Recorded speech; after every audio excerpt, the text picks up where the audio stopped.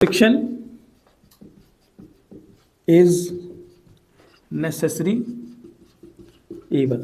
ठीक, क्यों भाई बताओ। देखो दो चीज़ें हैं, कुछ इसके फायदे भी हैं कुछ इसके नुकसान भी हैं।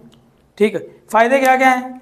देखो फायदे ये है कि यार आप चलते हो ना, वॉकिंग, आप चल ही इसीलिए पाते हो क्योंकि फ्रिक्शन है। अगर फ्रिक्शन नहीं होगी तो कैसे चलोगे तुम, जैसे पैर रखोगे स्लिप तो उल्टे हो जाओगे, गिर जाओगे, है ना। तो फ्रिक्शन है इसीलिए हम चल पाते हैं, तो इसका मतलब फ्रिक्शन जरूरी है ना। फ्रिक्शन है इसलिए हम लिख पाते हैं। ये जो मैं बोर्ड पे लिख रहा हूँ किसकी वजह से लिख पा रहा हूँ, फ्रिक्शन है। अगर फ्रिक्शन नहीं होती तो मैं लिख भी नहीं पाता इस पर, है ना। फ्रिक्शन है तो हम लिख पाते हैं। और बोलो और क्या क्या चीज़ है जिसको आपको लगता है कि फ्रिक्शन होगी तो ही होगा। फ्रिक्शन है इसलिए क्या लगती है, ब्रेक्स लग पाती है गाड़ी पे, है ना।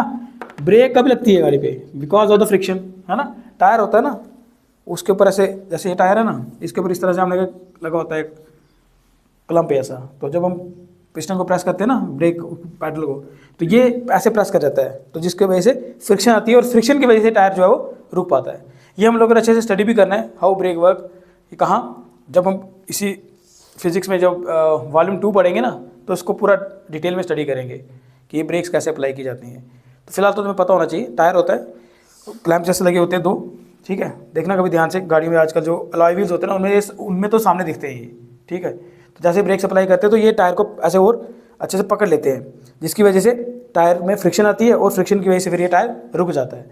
उसके बाद बताओ होल्ड, आप कोई चीज़ होल्ड कर पाते हो, है ना। कोई चीज़ पकड़नी है, कैसे पकड़ोगे, बिकॉज ऑफ द फ्रिक्शन, है ना। होल्डिंग किसकी वजह से पॉसिबल है, फ्रिक्शन की वजह से पॉसिबल है। सैंड पेपर होता है ना, सैंड पेपर देखा कभी, सैंड पेपर किसी चीज़ को ना ऐसे प्लेन करने के लिए ऐसे उस पर लगे होते हैं, थोड़े ऐसे डिप्रेशन प्रोग्रेशन जैसे होते हैं, ऐसे करके प्लेन करते हैं ना। वो जो सैंड पेपर है वो क्यों काम कर पाता है, बिकॉज ऑफ द फ्रिक्शन, ठीक है। तो अगर फ्रिक्शन नहीं होगी तो सैंड पेपर भी काम नहीं कर पाएगा क्या, नहीं कर पाएगा, ठीक है ना। और कोई बताओ, ये जो नट बोल्ट होते हैं, है ना, नट बोल्ट जो हम कसते हैं, ये कैसे काम करते हैं, बिकॉज ऑफ द फ्रिक्शन।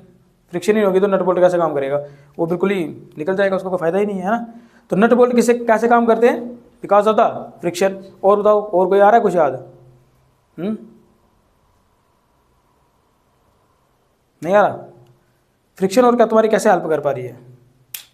तो देखो चलो ये भी बहुत है, तो ये सब चीज़ें तभी पॉसिबल हो पा रही हैं जब फ्रिक्शन है।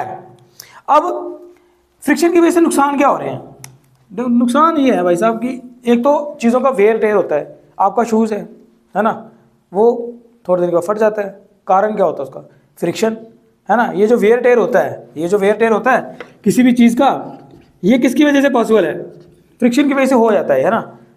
फ्रिक्शन की वजह से पॉसिबल होता है ये। वॉकिंग में भी फ्रिक्शन एक हिसाब से हेल्प भी कर रही है, लेकिन साथ में नुकसान क्या है, नुकसान आके आपको जूते फट रहे हैं, है ना। राइटिंग में हेल्प तो कर रही है, लेकिन नुकसान क्या है, मेरा पेन यहाँ पे खराब हो जाता है, ये वाला, है ना। आगे से ये चीज़ निब खराब हो जाती है, क्यों, क्योंकि फ्रिक्शन थी। देखो फ़ायदा भी है नुकसान भी है। फ़ायदा क्या है कि भाई साहब चल इसीलिए पा रहे हो क्योंकि फ्रिक्शन है। नुकसान क्या है भाई, आपको जूते फट रहे हैं, है ना। फ़ायदा क्या, तुम लिख पा रहे हो। नुकसान क्या है भाई, तुम्हारा पेन खराब हो रहा है। तो एक तरह से क्या है, तुम्हें लग नहीं रहा है, चाहिए भी है लेकिन नुकसान भी है इसका। बिना इसके भी काम हमारा नहीं चल सकता, लेकिन ये है, इससे में थोड़ा सा नुकसान भी हो रहा है ना।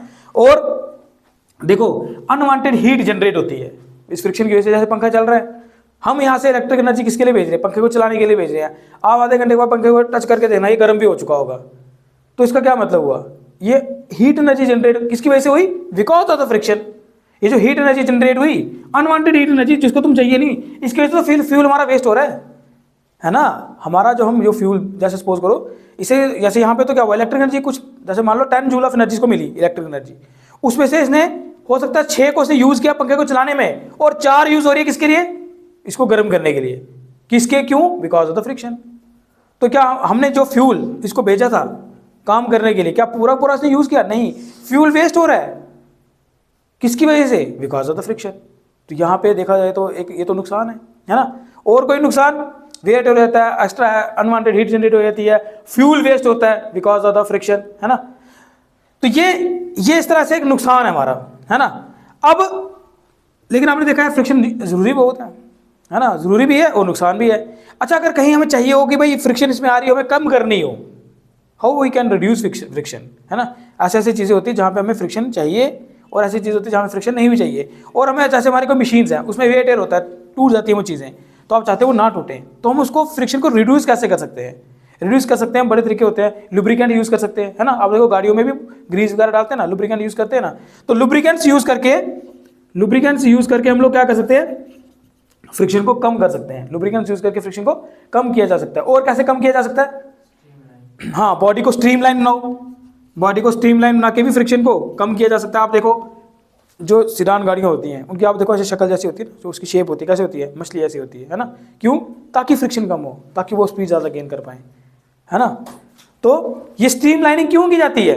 बिकॉज टू रिड्यूस फ्रिक्शन, क्या फ्रिक्शन कम करना चाहते हो, ठीक है, फ्रिक्शन कम भी किया जा सकता है। और कोई पॉलिशिंग की जाती है ना। ये पॉलिशिंग क्यों करते हैं?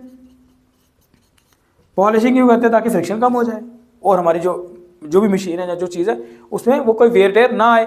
उसके बाद और कोई आप देखोगे कुछ मशीन में बॉल बेरिंग्स लगी होती है, उसमें बॉल बेरिंग्स लगी होती है ना। जैसे छोटे मोटे जो तुम खेलने वाली चीज़ें भी लेते हो ना, उनमें भी होते हैं ये चीज़ें। बॉल बेरिंग इस तरह से होता है, ऐसे मतलब एक इधर लगी होती है बॉल्स, है ना, देखिएगा बॉल बेरिंग, तो इससे ना मोशन बड़ा स्मूथ हो जाता है इनका।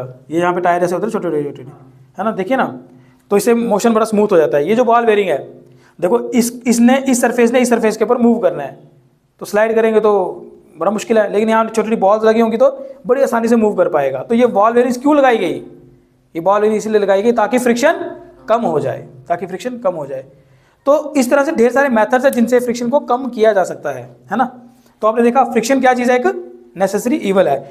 ढेर सारी चीज़ें हैं जो तभी पॉसिबल हैं जब फ्रिक्शन हो, लेकिन इसी फ्रिक्शन से हमारा कुछ नुकसान भी हो जाता है ना। चीज़ों का weight air, extra heat energy generate होना, एक्स्ट्रा फ्यूल कंज्यूम हो जाना, तो ये चीज़ें ऐसी हैं जो हमारी हमें नुकसान दे रही हैं, है ना। ये इसका कोई फ़ायदा थोड़ी है। चीज़ें खराब क्यों होती हैं? इलेक्ट्रॉनिक आइटम खराब हो रही हैं, गाड़ियाँ देखो आप तो खराब होती हैं, वो क्या? बिकॉज ऑफ द फ्रिक्शन टूटती हैं। किसकी वजह से? फ्रिक्शन की वजह से, है ना। अंदर जो मशीनरी पार्ट खराब हो जाता है बिकॉज ऑफ द फ्रिक्शन। तो इसका मतलब क्या हुआ? फ्रिक्शन हमको नहीं भी चाहिए, लेकिन चाहिए भी है, तो क्या करें इसका? इसीलिए इसको क्या बोलते हैं? नेसेसरी ईवल बोलते हैं। और अगर इसको रिड्यूस करना हो, ये भी कभी कभी एग्जाम है ना, 1-2 मार्क्स में आता है, हाउ टू रिड्यूस फ्रिक्शन, तो यू हैव टू जस्ट 3-4 चीज़ें आपको लिखनी है। एक तो लुब्रिकेंट यूज़ कर सकते हैं, दूसरा बॉडी को स्ट्रीमलाइन कर सकते हैं, फिर पॉलिशिंग कर सकते हैं, और बॉल बेरिंग्स का भी यूज़ कर सकते हैं। तो इस तरह से फ्रिक्शन को रिड्यूस भी किया जा सकता है। तो छोटा सा क्वेश्चन है, बड़ा आसान सा सिंपल सा टॉपिक है।